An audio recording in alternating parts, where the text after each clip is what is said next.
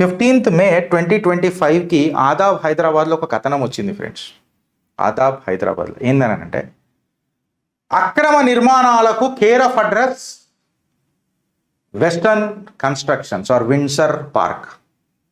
పుప్పాలగూడలో ప్రభుత్వ భూమి దర్జాగా కబ్జా చేస్తున్న భూ ఆక్రమణదారులు భారీ ఎత్తున ముడుపులు తీసుకొని అక్రమంగా ఎన్ఓసి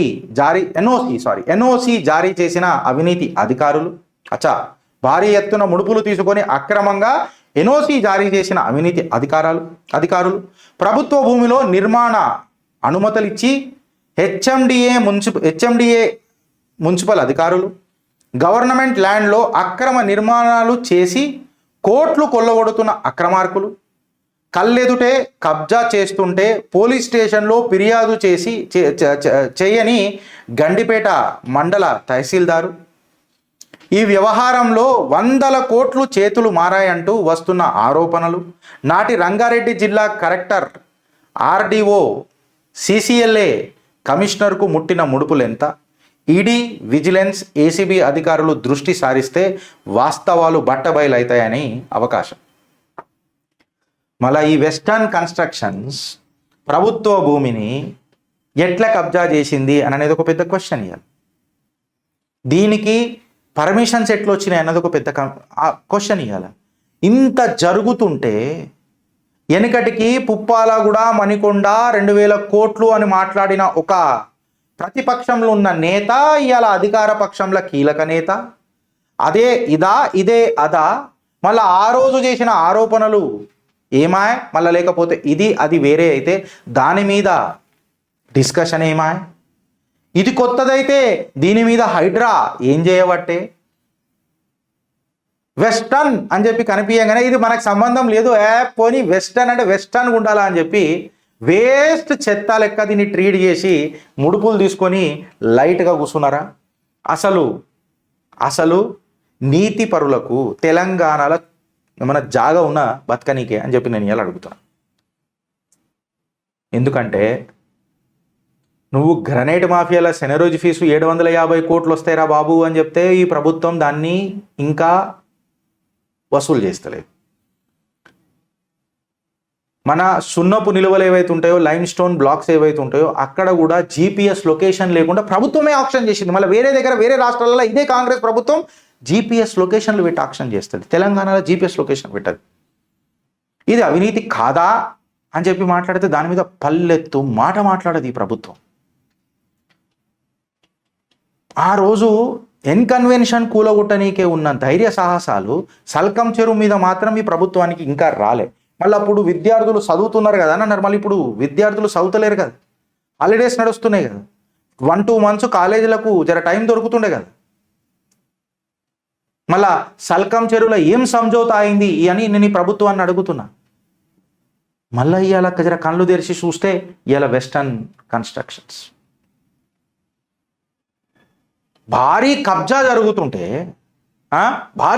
జరుగుతుంటే పల్లెత్తు మాట మాట్లాడరాయా? హెచ్ఎండిఏ మాట్లాడదు, ఇచ్చేస్తుంది. ఎన్ఓసీలు ఇచ్చేస్తారు మున్సిపల్ అధికారులు, తహసీల్దారులు కంప్లైంట్లు పెట్టరు, సిసిఎల్ఏ గ్రీన్ క్లియరెన్స్ ఇచ్చేస్తుంది.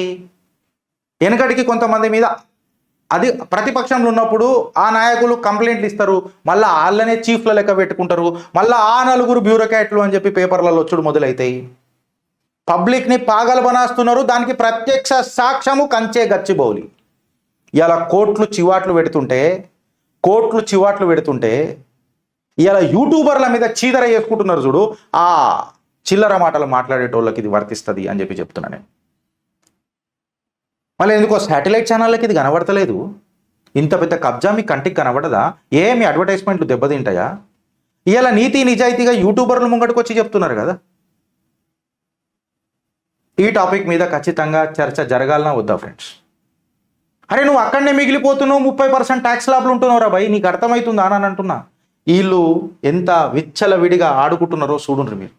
Western Marina, western springs, western Windsor park.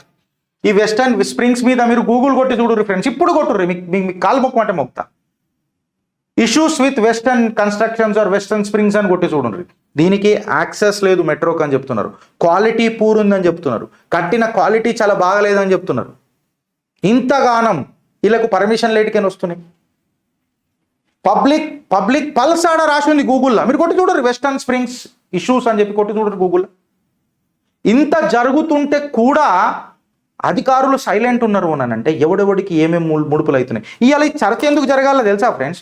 You may be very happy, ఇలా నా భారత్ పరాక్రమంగా ప్రతిభను కొట్టేసింది, సూపర్ కొట్టింది, అది కొట్టింది, ఇది కొట్టింది, ఫైన్, నేను కాదని అంటలేను.